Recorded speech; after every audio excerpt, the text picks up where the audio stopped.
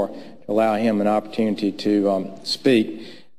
I would just say that one of the problems we've got with this legislation is we've gotten out of sync about our normal process on how legislation becomes law, how it should become law, what should be a part of it, particularly when it's such a massively important, broad, comprehensive bill that purports to be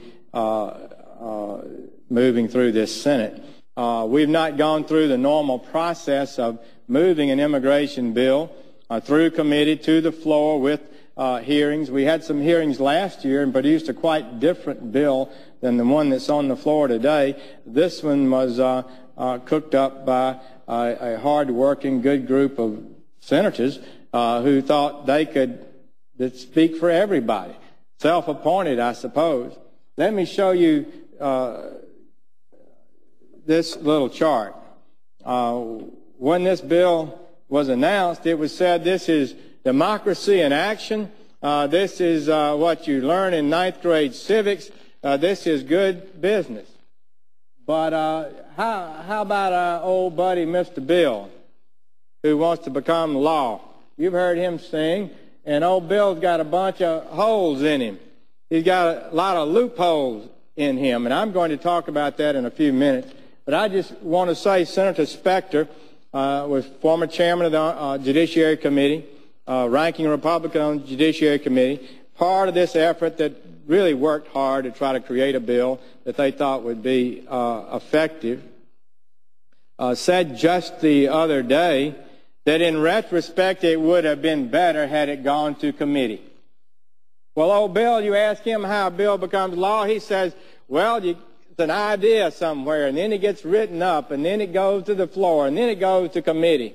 And the committee has hearings on it and calls witnesses and considers all the details and ramifications and let the American people know what occurred. The way this bill purports to become law is a group of senators got together.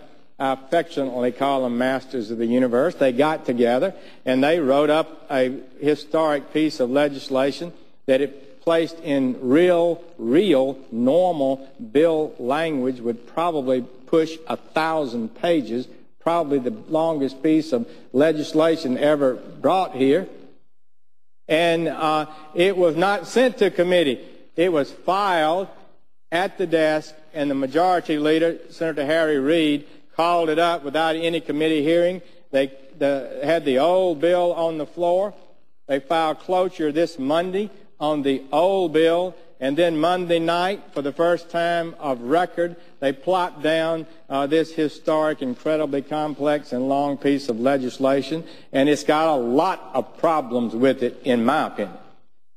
It should not become law, in my opinion, and that's what this is all about. So now we've gone a week, and we haven't had many amendments voted on. 3 or 4, I guess, is about all we've really voted on.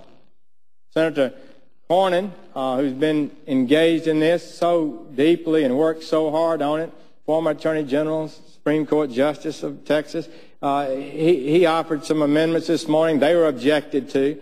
I was told last night if I put up some amendments to the other side that they would evaluate them and we'd be able to call up one of those amendments this morning. In truth, both have been objected to. I'm not able to bring up a new amendment this morning. So the first week is gone. In fact, I would just recall that Senator Harry Reid, our esteemed Democratic leader, a person I really like and enjoy working with, but Harry Reid wanted to complete the bill this week and had it set up to try to complete the bill this week. And there was so much pushback and objection, he said that, well, we would carry it over for another week. But I don't believe one more week is nearly enough for this piece of legislation, frankly, and we really need to spend a lot more time on it. So I would just want to say right now, I can feel the train moving.